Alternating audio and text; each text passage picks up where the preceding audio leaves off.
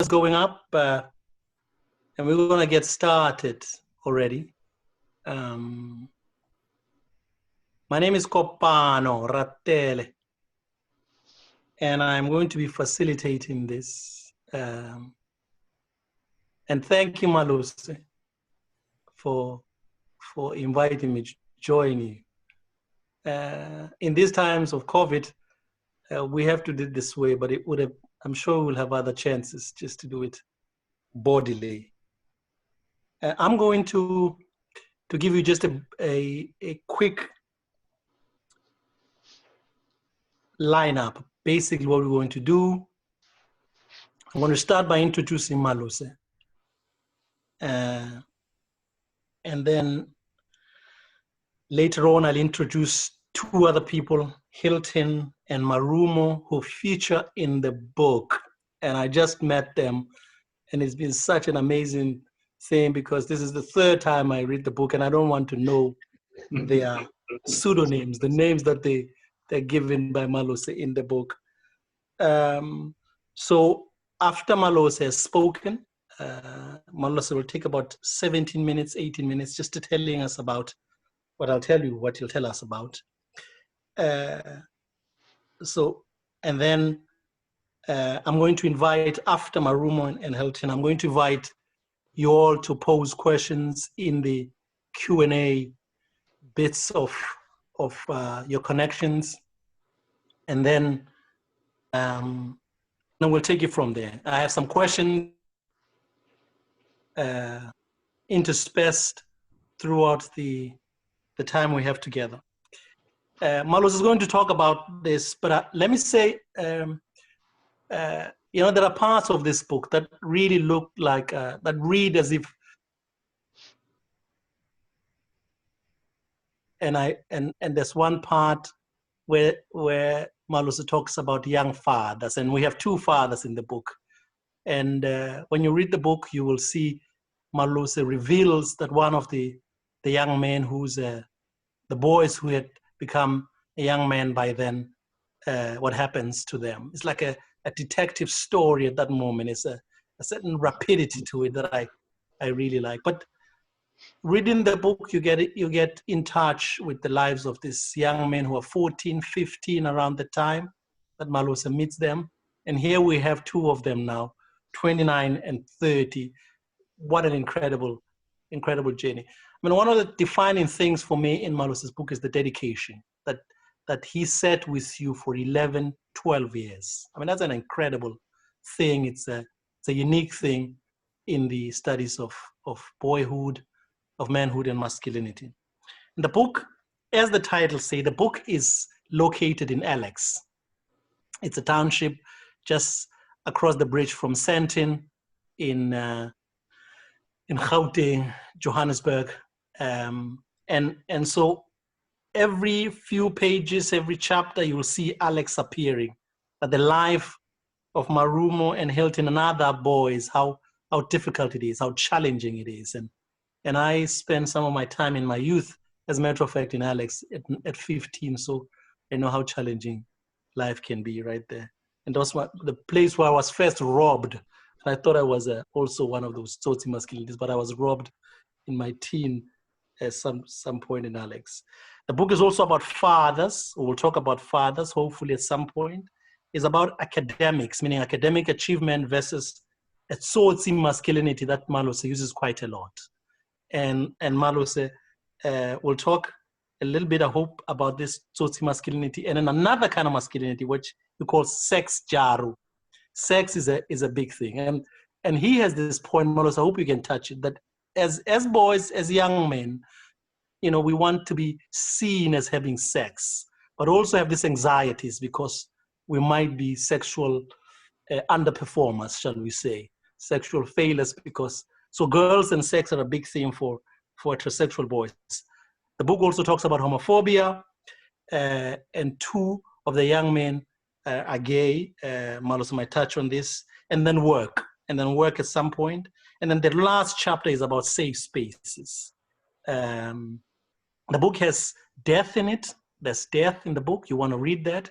There's someone who goes to jail in the book. you want to talk about that. That is such a sad story. The book is available at Exclusive Books at $300, I think. Malose said 308 rand, but it's $300, I'm told. So you can go and get the book. Now, let me say something about Malose again, and then Malose, you can take it from there, do your acknowledgements, and tell us about the journey in writing the book. Malose is associate professor at WITS. He's also connected to the Center on Violence, what do you call CSVR, Center for the Study of Violence and Reconciliation, if I'm correct. Malose has been at WITS for a long time, and he comes from somewhere in the north. And he might say about that. And he also has some identification with this young man that he studies, because he might say something about his own father. And so, Malose, you want to take it from here? And then when you're done, I will immediately invite Hilton and Marumo to come in and tell us about their own journey being part of this study. And now that they are young men, they're fathers themselves, and maybe something about that. Professor Langa, please.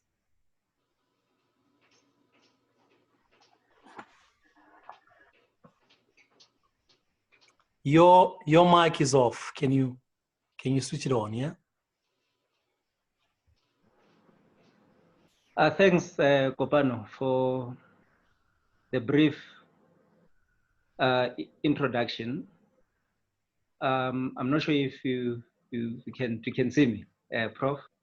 I can see you clearly. I can see you very clearly, yes. And I guess, I mean, in terms of the acknowledgement, I mean, first and foremost, I wish to express my utmost appreciation to all the people who have made this book project possible.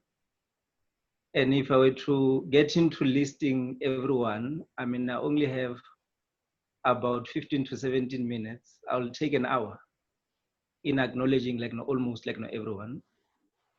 But there are few people that I wish to mention, Prof. Jill Eagle, Prof. Khan van Holt, Ms. Nomfundo Mohapi, Prof. Garth Stevens, Prof. Peace Gigiwa, Prof. Bowman, Dr. Jitho, Prof. Graham, Prof. Alexander, and many other colleagues in the Department of Psychology and the university at large, including admin staff and everyone who knows me at the University of Witwatersrand. And I also wish to dedicate this book to my late grandfather, Hans Langa, and my late grandmother, and all their children who are my aunts and uncles, and my countless cousins. And also I think the people that have funded this research project, from Mellon Foundation, NRF, COE, SUNPED, APRC. And this book, of course, would not have been possible without the support of Vets Press. And all of us will not be having this conversation if I have not met the 32 boys who are now young men in 2007. So I wish to dedicate this book to all the boys that I've met.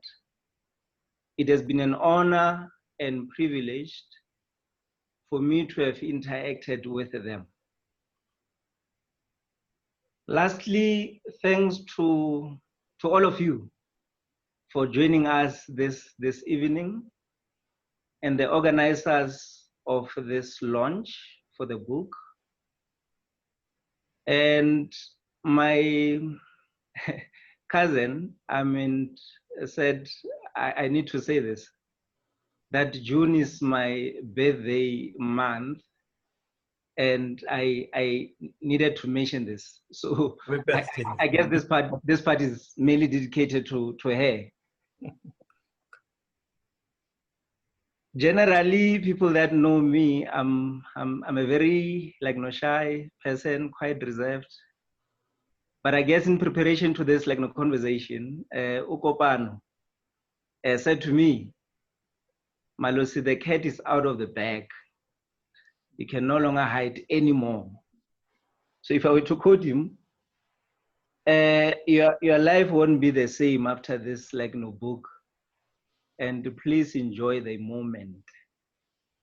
So we are here to celebrate and reminisce about the journey that has been undertaken over the last 10 to 12 years. So I'll respond to the call, Prof, that I'm going to make myself available to engage with conversations following this book. And I look forward to engaging through all of you. And I guess that will be my brief acknowledgement, through all the people that have made this book possible. So if I were to quickly get into the journey of writing this book, again, then you can imagine, it's a 12-year project. So if I were to share almost everything for the last 12 years, we'll sit here until 10 o'clock. So I'll try and summarize, give some snapshots, but the rest of the whole journey, it is in the book.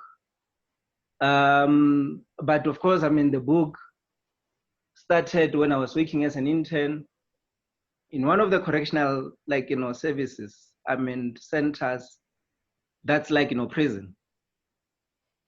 So going there as an intern, seeing so many Black men in one place, crammed in a yard, in cells, young and old, raised a lot of questions for me. So in my conversation with many of these young men, old men, in this correctional center, they gave all kinds of reasons of why they were there, ranging from poverty, unemployment, substance abuse, peer pressure. Mm-hmm.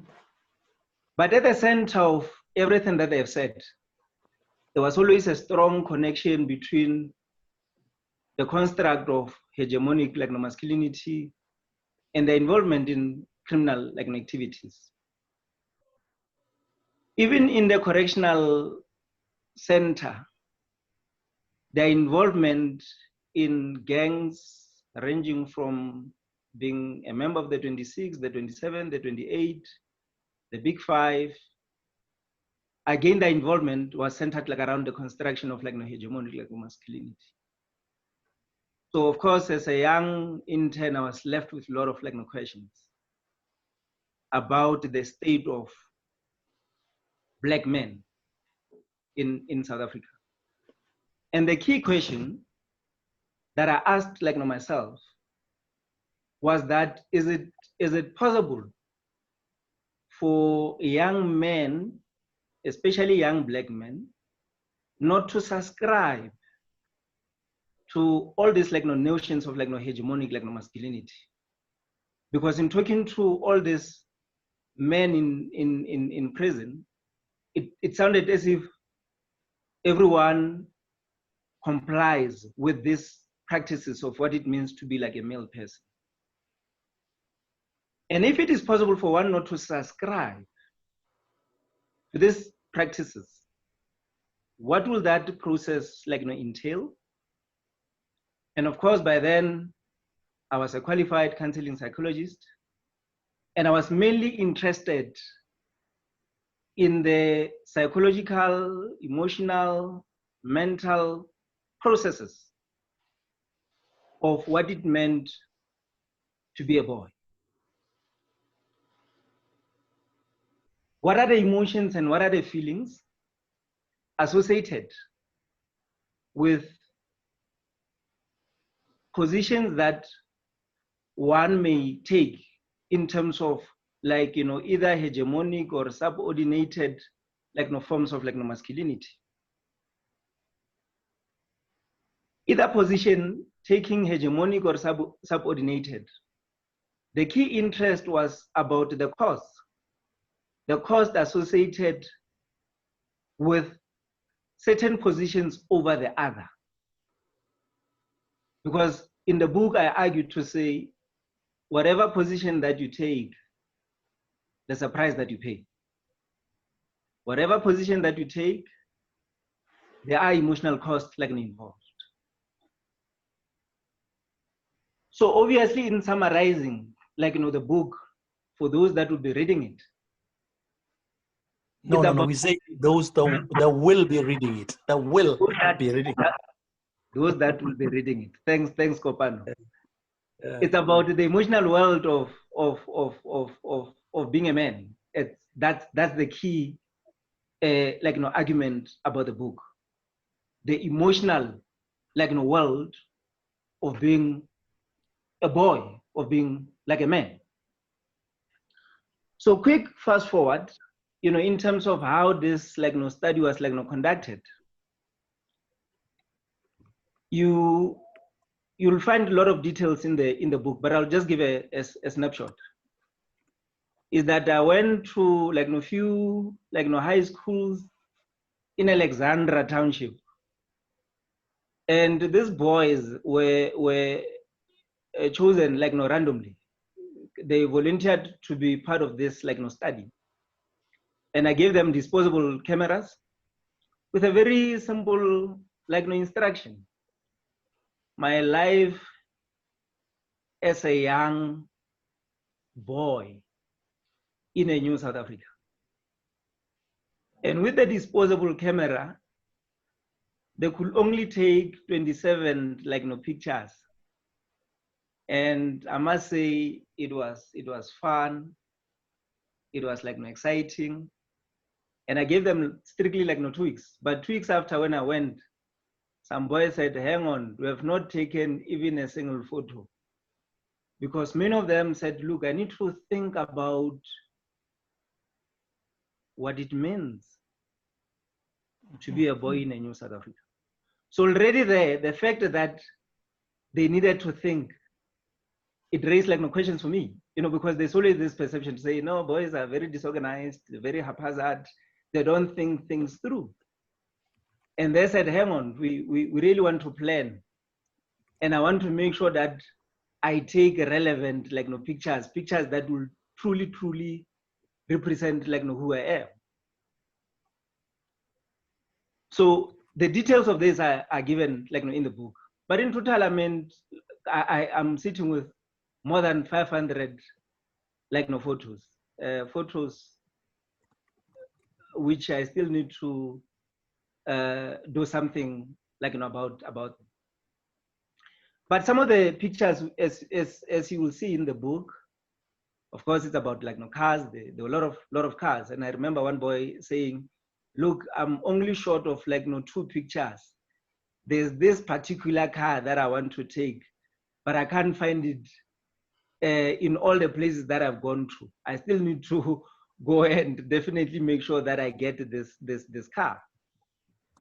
But also, what was very amazing, as I mentioned, that the study was done in Alexandra. The pictures, I mean, of, like, big houses, and of course in Alex, I mean, they know, like, big houses, and a lot was said about why big houses were sort of, like, taken, which I'll come back to at a later stage. Pictures of girls, but also pictures of boys, like, cleaning, cooking, bicycles. There were different, like, photos which were, like, taken, and a lot was said. I mean, which I guess, like I said, the details you'll find in the book. But the key interest in this sort of like journey was about the interviews like themselves, because then I did individual interviews with each boy where they will take me through their photos. And following that, I said, select the best 5 photos, which will then meet with other boys. So again, in the book, you get a lot of details about the photos that boys chose to share in the group. And what was very interesting is that a lot of things were said about these photos in the individual interviews. When we got into the groups, some stories then changed about the photos.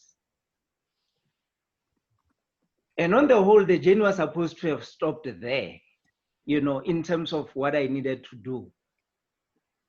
But then I was struck by the stories about photos that were shared in the individual interviews and how stories changed. So obviously there you begin to theorize. I mean, even in the book, around how certain voices are rendered compulsory and mandatory. So of course, then the journey continued where I then made follow-ups with some of these boys in trying to make sense of, but in the individual interview, this is what you said. In the group, your story sort of changed. And I must say the real work started in the follow-up interviews, where now I got to know these boys much better. It became very evident that many of them were very worried about being laughed at. So there's something about men being laughed at, being seen as setlaela, being seen as a fool, a moron. And hence, even in terms of male to male violence, leko tavening and someone says to you, o setlaela, that word uslaela can become fatal. So there's a lot at stake in being called Osetlaela or taught. So there's so much fear about being judged, and being judged about not being men enough, and the need to fit in. And a lot of stories about fear were sort of shared. A lot of stories about anxieties were shared. Feelings of shame and humiliation were shared. So many stories of hurt and pain were also shared. And again, many of these feelings normally are not associated with what it means to be a male sort of person. More often what gets presented is the bravado, it is the macho sort of image. But with follow-up interviews, a lot of feelings started coming to the fore, including where some of the boys started talking about growing up without fathers, and fantasies of them later wanting to be different as compared to their absent fathers. And you read all these details in the book. But also, I mean, the positive role that mothers played, which is something that you read in the book, and some coming out even in terms of their sexuality, and you get all those details in the book. So in concluding, this journey, I must say the journey on the whole has been quite humbling for me, very inspiring, fulfilling, and intellectually satisfying. Mm-hmm. And of course, theoretically, one started seeing the possibility, and I want to re-emphasize this point. One started seeing the possibility that positive Black masculinities can emerge if the necessary support is provided to young Black men. The path of becoming a different young man, it is argued in the book to say it is not easy, but I also argue to say it is possible. So there's a contradiction there to say it is possible, but it is not easy. And this journey of being a different boy or a man, in the book, I argue to say it is characterized by a plethora of feelings and emotions of hesitation.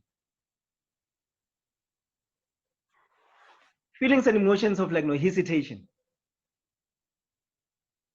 Feelings of self-doubt. Feelings of uncertainty.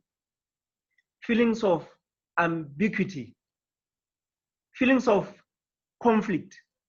Feelings of ambivalency. Feelings of insecurity. Feelings of depression. Feelings of sadness. Feelings of powerlessness. Feelings of helplessness and worthlessness. And again, when you listen to all these feelings that I've listed, in the public domain, are not associated with what it means to be like a male person. What we all know is that you must be stoic, you must be tough, you must be strong. But I argue in this book to say that is just the facade. This male subject, it is continuously conflicted if we dig deeper. How do I feel right now? That this is where we are at. I have mixed feelings about today. And I was talking to one of my cousins when I saw the list of people that will be joining this online conversation, and it was bordering on being a joke but also being serious, to say, hope the author does not go ill, where Kopano will be calling to say, Malose, where are you? And the author has gone ill, because obviously I have mixed feelings about the whole sort of journey. And the feelings that I have are two. It's feelings of sadness, but also feelings of joy, feelings of excitement, and feelings of happiness. I feel sad when I remember along this journey, when one of the boys, he was a young father. In fact, when I met him, he was a teenage father. You'll read more about this young man in the book. I feel very sad when I remember him, that he was shot dead. May his soul rest, in peace. And he left a young girl. And obviously the sadness associated with that, one is left sort of wondering about the little girl that he has left. I feel sad when I remember when one of the boys in the book called me the other day, crying hysterically over the phone, saying, Mr. Langa, my brother has been shot dead. So this boy had two brothers. So I then said to him over the phone, which one? And he said something quite profound. To say, the brother, you remember the brother that I mentioned in our interview, or in one of our interviews, that he's my father, because I don't have a father. So of course I feel sad when I remember that moment. I feel sad when I think about this same boy whom his brother was killed. When again he called me, and I think I got about 12, if not 15 missed calls from him. And when I called, his phone was off. And 2 weeks, 3 weeks later, I got to hear that he was like arrested. And of course, I went to see him in prison, and he said, no, when I called you, it's because police were looking for me. So I also feel sad, when I went to his trial, and then he was sentenced for 15 years imprisonment. So the details about this boy are in the book, and where he is at this point in time. And we continue to meet when I visit him in prison. So you'll find all these details in the book. So obviously I feel sad when I remember all this sort of moments. But I also feel happy when I look at this young men today. I always joke with them. Those that know me, I'm not very tall. If Kopano maybe asks a Hilton to stand up, he's very, very, very tall. And even if you ask Marumo to stand up, he's also very tall and bit chubby. So I also feel happy when I look at them, because when I met them, they were very young. They were in high school, but now they are taller than me. So I feel happy when I look at them, that some today are working, dealing with new challenges in the workplace, issues of race and racism. Those are things that we deliberate on now.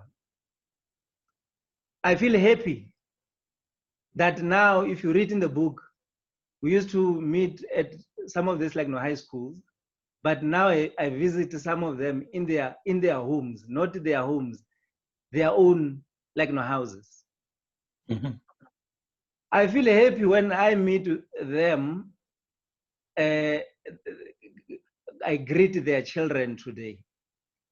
Even the day before yesterday, I was with Marumo, and his daughter kept on saying, "Daddy, Daddy," and he was following us around when I went to his house. So some are working hard, to be good men, and to be good fathers. And obviously, in the book, I engage with this, that being a good man, being a good father, it is something that you continue to negotiate daily and daily and daily and daily. And then we can come back to this sort of conversation. So I feel my hard work beyond completing this research has really paid off. I feel so honored to tell their stories, I guess, to the whole world, and inspire other young Black men that it is possible for us, and when I say us, I also include myself and many other young Black men, to be different, to be non-violent, to be non-sexist, to be non-homophobic, despite the spaces or conditions under which we grow up.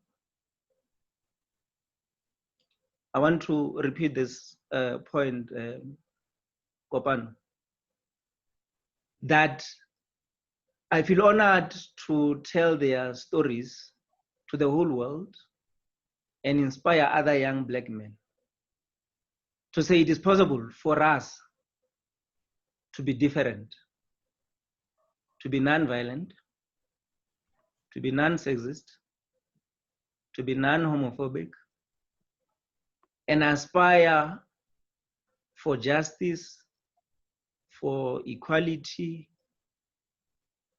and for egalitarian ways of relating to one another.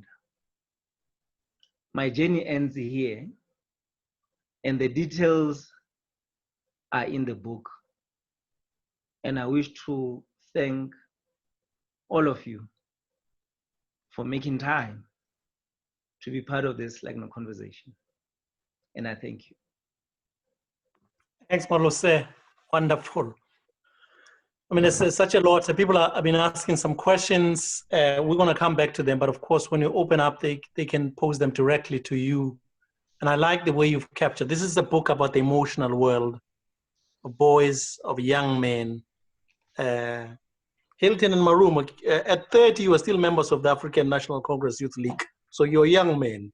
I'm gonna give you a chance right now. Just each of you tell us about your journey being part. I mean, as I said, having read this book when it was in the process of being done, but also some of the work that Malose was doing, and seeing you, although I see you through a screen. I mean that you were 29 and 30 today, and you were 14, 15, 16, 17 back then. So who wants to start? Marumo, Hilton, who wants to start? Ladies and gentlemen, and all you folk listening, these are the two people who feature in the book, but their real names are Hilton and Marumo. We will not tell you who they are in the book, so don't reveal that secrets, please. So go ahead, please. Good evening, everyone who's tuned in. My name is Marumo Moatsi. I'm 30 years old now, just celebrated my birthday June 17. And yeah, thank you. The journey, it was quite impressing. And then the thing is, we got challenges through the projects of taking pictures, how to explain what that picture means and stuff. But at the end of the day, Mr. Langa groomed us to be to understand what is the meaning of doing this project, how to talk about our feelings, how as a young man growing up in LX, how it's like. So to tell my story is to be a young man in LX is so. It was so difficult growing up in LX. Even though life is life, but what you can do is to choose the right path for yourself. But what I did is I pushed myself. I told, you know what, even there's poverty or there's anything, lack of not having a father around at home. But I told that, you know what, even the past can be like this, but my future can be bright. But I told myself one day, whatever happened, that I didn't have a father figure, I would be the best father to whomever the son I had and the daughter I have now. Life happened that in growing up, I had to lose one child. I called Mr. Langa. It was so painful. I didn't know what to do.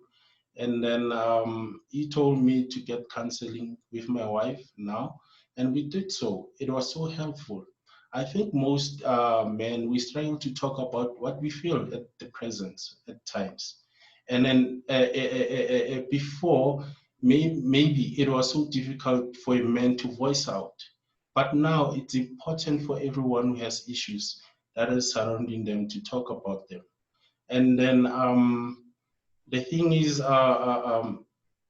to think about the core of the problem. Now we see what is happening in this country or in the world. The violence, abuse of women and children. I believe strongly that some of the things they start at home. Seeing your father hitting your mother in front of the kids, seeing a father shouting at your mother, and then some of the kids they adopt those things and go outside thinking that they are right things to do. I don't think everyone was born to be a criminal. I don't believe that. I believe it's something happens in the present that you choose that which life do I want for myself? Am I gonna let the situation to control me, or should I do something else about? And again is even culture. It adds again. Remember, in some cultures, a man should be a man. A woman shouldn't say anything. They don't have rights to exercise in the house. So I think most of the things they start at home, where we grew up. So for us, and this platform is to start going to places, schools that we go to the young ones and to know their stories so they can speak out, to voice out what they feel. And then I believe maybe in the future, this is what we want to give out to others. what we were mentored about this. But I believe each of us, we need psychology. Anger can make you to be someone else, can make you to be a monster. After doing something else which is wrong, you believe after seconds that whatever I done. But I'll say thank you for now. I'll let Helton to say something. Thank you so much. Thank you so much, Marumo. Good evening to all the viewers. And like I said, my good old friend Marumo, I'm Hilton Murumbi.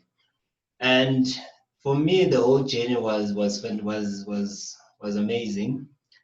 Although in the beginning it was something that like when you're young, you're taking things as a joke that I'm getting a camera, taking pictures. But then, as we grew with the fact that Mr. Langa, he wants us to take pictures about the things that we feel that are happening in Alex. How does Alex influence us as young men at that point in time? And of which the taking of pictures, it was okay because we're taking pictures. When you take pictures with your phone, you're just taking pictures that you like of whatever that's happening at the moment. But it was interesting.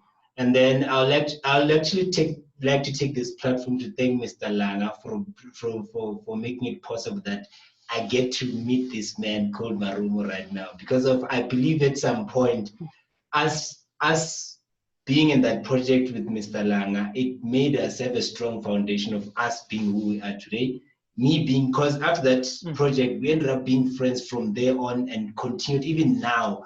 When he's doing something, we always talking to each other, we're always giving each other advice and all those things. And I strongly believe that if it wasn't for that project, I wouldn't have maybe met this guy here that I'm talking to right now.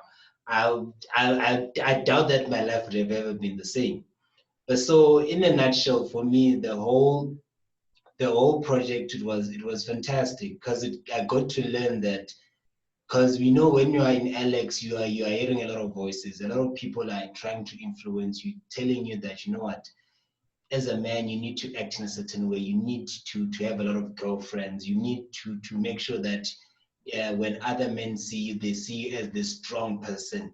These voices, these people are telling you that, what, as a man, you need to hit the woman. If she's not treating you right, you need to hit the woman. You don't need to just talk. You need to hit. You need to have a lot of girlfriends, and then you need to engage in a lot of illegal activities so that you can be popular amongst other boys at that current state in time. So it was, like Marumo has said, that it was quite challenging for us because we believe that when we are at that age, for you to be popular, because remember, we're still young boys, all of us want to be popular. And for us to be popular, it means that you need to act in a certain manner so that people around you can see you, meaning that certain manner can be you doing, for example, bad stuff, listening to the wrong people, so that you can act in a bad way so that people can see you as a better boy at that specific point in time. But then we decided that, what, even if it means that we won't be popular, but then we're going to maintain a certain way that we have seen that is a good way. And of which almost every single time when I'm thinking of doing something wrong, Marumo is like, hey, Hilton, hi, Baba, hi, Baba. Or let's maintain this certain manner that we know that is good, regardless of how people may see us as. They may see us as these fools or stupid guys who are maintaining a certain culture, but then as long as we believe that it's a good way that will help us to achieve whatever we want to achieve. And I also came from a household that doesn't have a father figure. But then I never told, like Marumo said, I also never told myself that, what, because I didn't have a father figure, I need to act in a certain manner. I'm also grateful that I managed to maintain that culture that says that I'm going to be a better person. I think I even mentioned that to Mr. Langa when he was interviewing me, that, what, I know that I don't have a father figure, but then I believe that one day when I'm going to have my own child or children, I'm going to do something. I'm going to do things different because of the experience that I experienced back then when I didn't have a father figure. I felt that I don't want my child to ever have that same experience. So that's one of the things right now, like Mr. Langa has said, that I also have a son. And now every single day, like Mr. Langa also said, that you need to also, every single day when you wake up, you also need to revise and say that I'm going to be a better man as I was yesterday. And I remember last time when I was talking to him, when we were going to see my room, where he also emphasized that point that, you know what, you must always, every single day, wake up and make a decision that, you know what, I'm going to be a better man every single day. If yesterday you're like, I want to be a better man, that doesn't mean that tomorrow you wake up being a better man. That's what he been told me. And it's one of those things that I love about Mr. Langa. For me, he's like a brother that every time he always comes and is always trying to show us a better way and always trying to help us to be better people. So every single day, based on the project that we did, it helped me to make a decision that, you know what, I'm going to be a better person. Even though, you know, with life, there are always challenges that you face. But then because of the foundation that we got, I'm always telling myself that, okay, a brighter day is coming around the corner. But that doesn't mean that I need to change the way I act in a certain manner to impress other people. I still need to maintain that good manly behavior, that when someone looks at me, they can say that, you know what, even though you grew up in Alex, where there are gangs, there's a lot of people doing illegal stuff, you are one of the few guys who came out of Alex and decided to do better with their lives.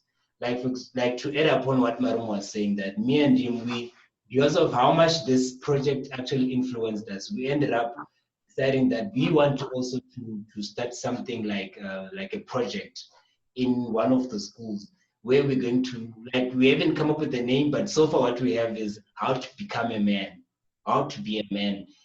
So we're going to go and see those the young boys who are doing their grade 10, those who are in their teenage stages, so that we can also try to inspire them to be better men like we did.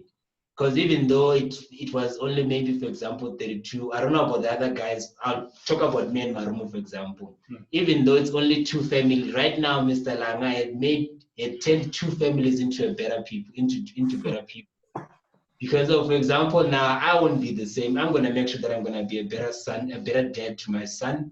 And he will also be a better dad to his children. So it's like he has created a chain of better families that are coming out of Alex. So we also want to do the very same thing by starting a project that will allow all the young men to make a decision that, you know what, even though they are facing challenges at home, in the community, which have a negative impact in them, but they must also know that, you know what, even though it's like that, there's also a brighter day around the corner. They can still maintain the good manly behavior that can be respectable in wherever they are in the world. So I also like to thank Mr. Langa once more for this opportunity. Thank you, Hilton. Thank you so much. Look, there's such a lot of stuff that came out, and I'm that I would want to pose some questions, but I want to open this, Malose, and you can invite Hilton and Marumo to respond to this.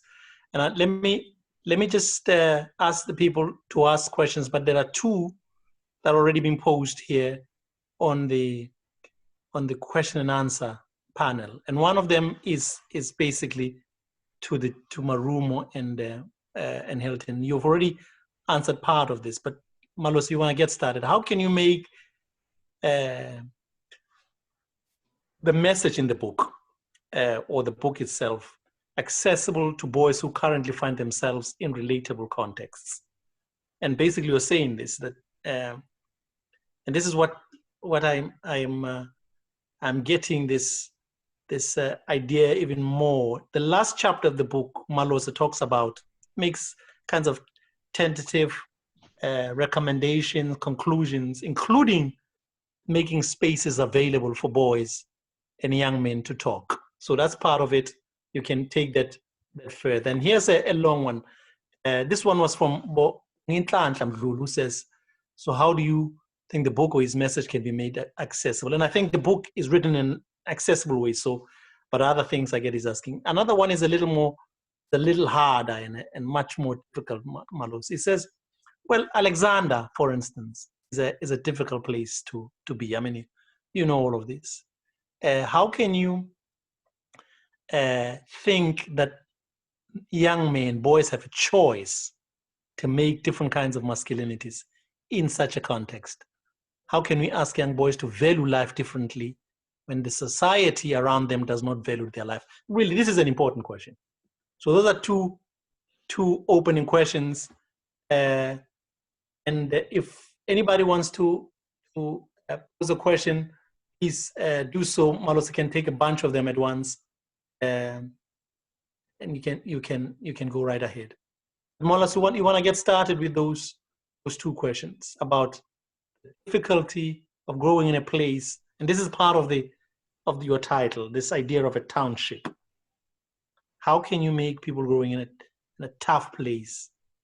How can you say there's a possibility, or at least what kind of possibilities do they have to be alternative kinds of young men? And so those are two questions, one about Alex, one about message. And Lucille Mayer earlier one asked about, there's something you've already touched. It's not really a question, it's about fear, the themes of fear, anxiety, and shame and humiliation that you raise as key themes in understanding many aspects of GBV. Maybe you want to say a little bit more about it if you want, Malose. So 3 questions. Do you want to get us started? Thanks, Kopano. Obviously, I mean, I can take a lot of time responding to some of these questions, but I'm just going to be very descriptive in answering, I guess, given the time constraints. I mean, I guess first it was quite intentional on my part in choosing Alexandra as an area of inquiry. More often, I mean, when you think of Alexandra, people think of, I guess, of gangsters. I mean, it's violence and violence and violence and violence. And even at this correctional center that I mentioned at the beginning, there was a section that was known as Gomorrah, obviously, which is another name. I mean, I guess that people sort of use in reference to Alexandra. So obviously, I mean, that was to say, if one grows in this area,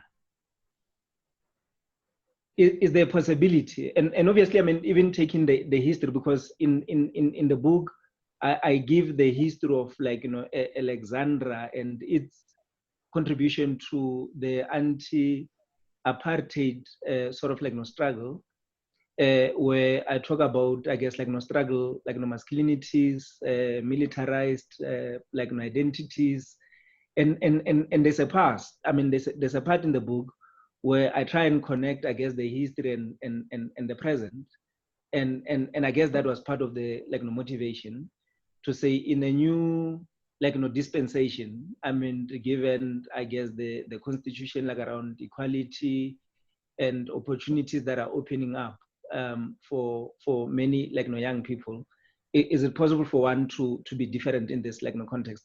And I guess when you read the book, though I use Alexandra, I mean, as an area of inquiry, I also make an argument. I mean, to say these conditions are similar to many townships in South Africa.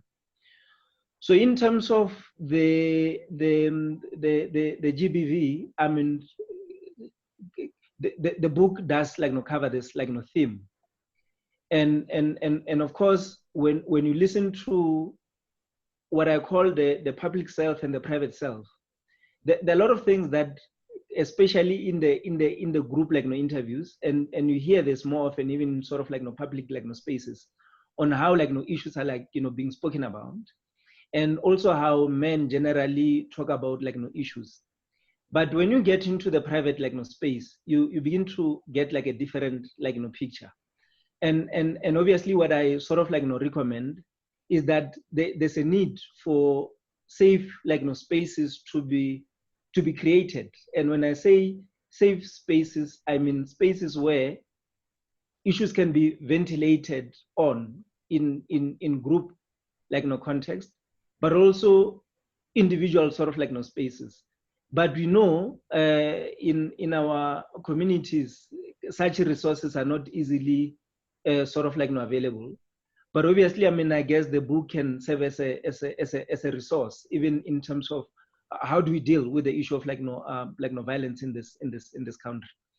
So obviously, I mean, some questions, they deserve special forums, for one to get into a lot of details. So obviously, I'm fully aware of the limited time that we sort of have, to get into a lot of details.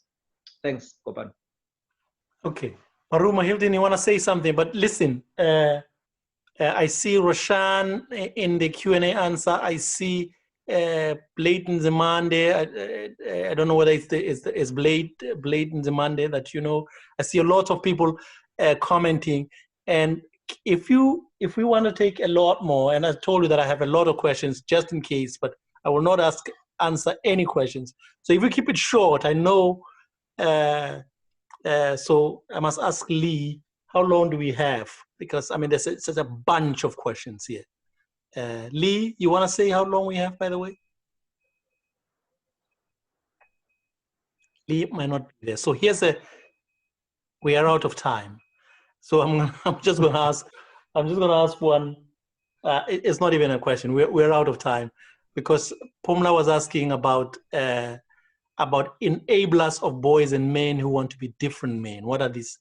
Hilton was speaking about friendship and big brothering, and if there are others. I mean, the questions are incredible, and Tabi saying is thanking you, the contradictions, up and all of that. So I'm terribly sorry. Thank you for coming. We're out of time. This is a fantastic.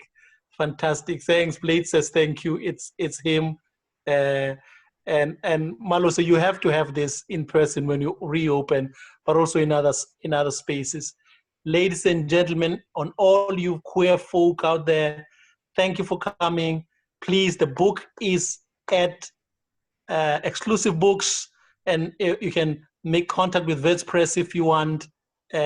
I really mean this. This is a wonderful book. It's so tender in some moments. Hilton, Marumo, Malose, Lee, thank you very much. Thank you. Thank you. Thanks, Kopano. Good night, folk. Nice. Night.